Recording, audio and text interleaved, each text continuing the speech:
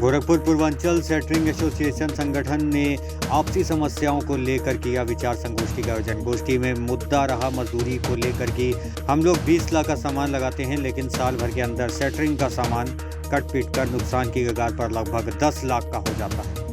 पूर्ण रूप से मजदूरी नहीं निकल पाती है, जिससे हम लोग आए दिन परेशान रहते हैं। आप सभी ठेकेदारों से अनुरोध है कि एकजुट रहिए और मजदूरी को लेकर एकजुटता दिखाइए, जिससे किसी को नुकसान ना हो। लेकिन गोरखपुर में नहीं है, आज हम लोग को भारी नुकसान उठाना पड़ रहा है। वहीं संचालक कर रहे दुर्गेश ने बताया है कि यूनियन बनाने के लिए ठेकेदारों को ऑन रजिस्टर होना पड़ेगा, तभी लाभ मिलेगा और संगठन की लड़ाई लड़ी जा सकेगी।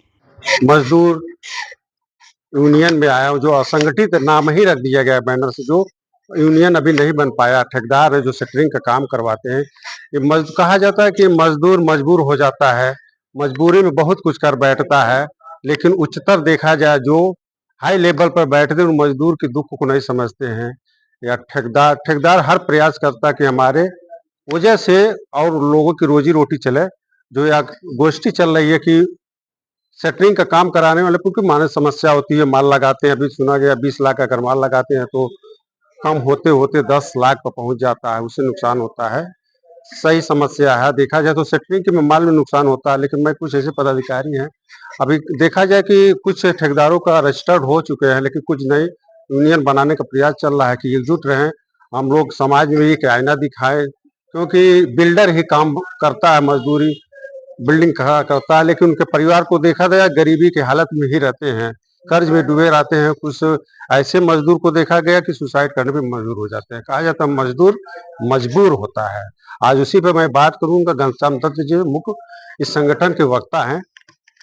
सर जी आप जो यूनियन बनाए हैं, क्या लोगों को मैसेज देना चाहिए? जी, आज गोरखपुर की स्थिति ये है कि असंगठित यहाँ के मजदूर होने के नाते इनका इतना शोषण हो रहा है, वह शोषण जो है न हो पाए और असंगठित मजदूर का विकास, असंगठित मजदूरों के बच्चों का विकास, जिस तरह से अन्य लोग अपना व्यवसाय करके अपने आने वाली पीढ़ी का एक बेहतर प्रदर्शन कराने में लगे हुए हैं, वहीं असंगठित मजदूर जो अपना मकान तो नहीं बना पाते, लेकिन इस पूरे शहर में दूसरों का आलीशान मकान बना देते हैं। और उनके जब बच्चों की पढ़ाई लिखाई की बात आती है, उनके स्वास्थ्य रोजगार की बात आती है, तो इनको कोई पूछने वाला नहीं है। यह जो श्रम करते हैं, उस श्रम का वैल्यू भी इनका कोई नहीं समझता है। और नहीं तो इनके पैसे जो काम करा लेते हैं, उन्हें इनके पैसे न दे करके इनके साथ शोषण जो करते हैं। अब शोषण न होने पाए, इसके लिए असंगठित मजदूर संगठन बनाया जा रहा है। उसके लिए असंगठित मजदूरों को बुलाया गया है, उनके ठेकेदारों को बुलाया गया है। और असंगठित मजदूरों में ही पढ़े लिखे नौजवान कुछ जो इंजीनियर हैं, जो मकान बनवाने में इतना मार्गदर्शन करते हैं कि आपका जहां जितनी पूंजी लगती है, अगर उनके निर्देशन में हम काम करें तो लगभग 20% पूंजी कम भी हो जाती है और आपका मकान जिस तरह से जितना मजबूत होता है, उससे कई गुना मजबूत भी बन जाता है। ऐसे लोगों को, उन्हें भी जो मजदूरी देने के लिए श्रमिकता देने के लिए बात होती है, जब काम हो जाता है तो वही व्यक्ति अपना काम करा करके ऐसे लोगों का भी दोहन करता है। तो अब ऐसे लोगों का, ठेकेदार का, मजदूर का, इंजीनियर का दोहन न होने पाए, इसके लिए यह संगठन काम करेगा। और इस संगठन का इस उद्देश्य के पूर्ति के लिए आज सभी लोग इकट्ठा होकर के यह काम करने के लिए संकल्प ले रहे हैं कि आगे हम लोग संगठित होकर के इस संगठन को मजबूत भी बनाएंगे और अपने आने वाले पीढ़ी के भविष्य को भी उज्जवल बनाएंगे। देखिए घनश्याम जी बताएं कि जो भी काम कराते हैं ठेकेदार से, अंत में जब उनका मकान कंप्लीट हो जाता है तो शोषण करते हैं, उनके पेमेंट नहीं हो पाते हैं, इसकी लड़ाई लड़ नहीं पाते हैं। जहां तक देखा जाए मामला कोर्ट तक पहुंचता है।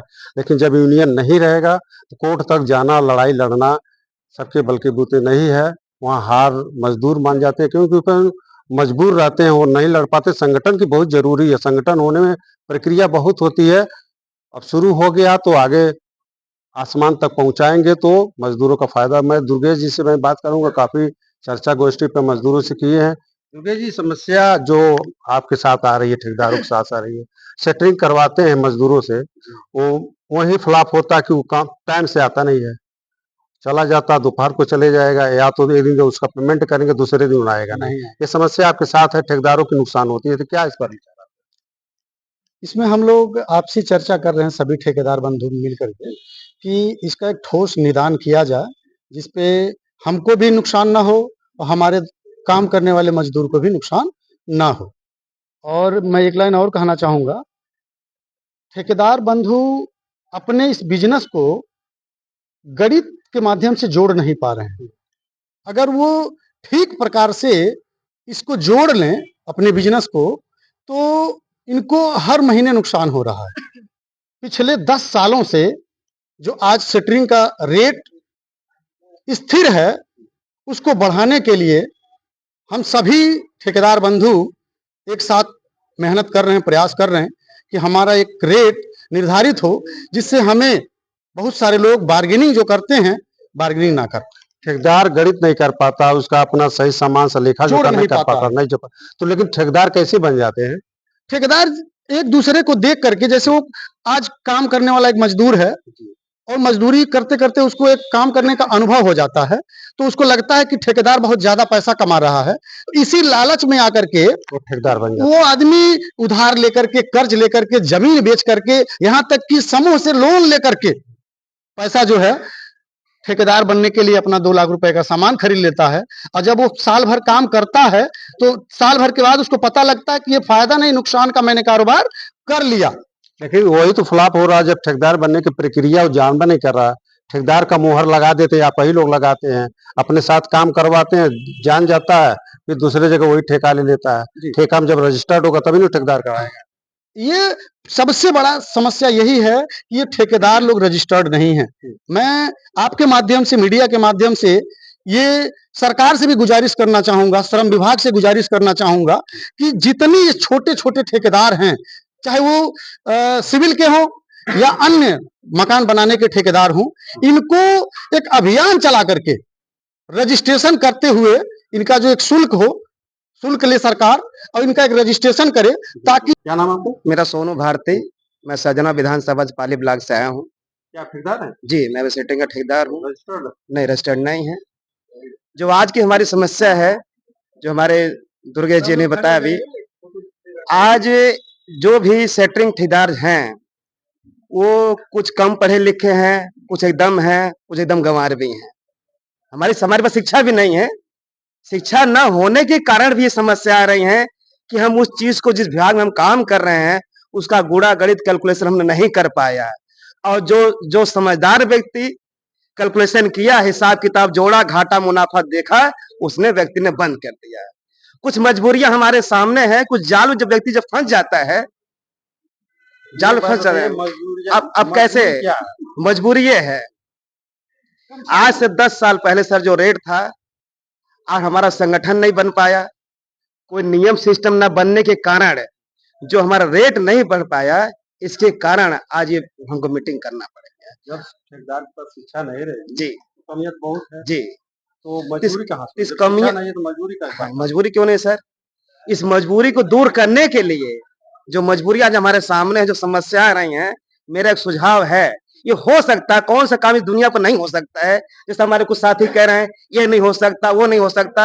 मेरा सुझाव है, 2 मिनट में अपनी बात रख के, अगर ये हमारे यूनियन रजिस्ट्रेशन हो जाए और हर व्यक्ति, जितने ठेकेदार 50 लोग आए हैं, मैं को उदाहरण दे रहा हूँ आपके सामने, अगर कहीं हम सफर में जा रहे हैं और बस खराब हो जाए और ड्राइवर बोलता है कि बस में धक्का लगाना है, तो मीडिया महोदय मैं आपसे पूछना चाहता हूँ कि धक्का सभी पर 60 लोग नहीं लगाते हैं।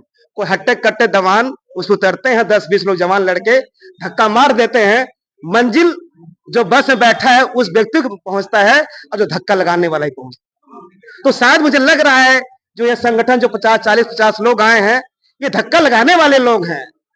ट्रेन आगे बढ़े। हाँ, ट्रेन आगे बढ़ेगी, मुझे विश्वास है। आशा विश्वास के साथ वाणी विराम दें।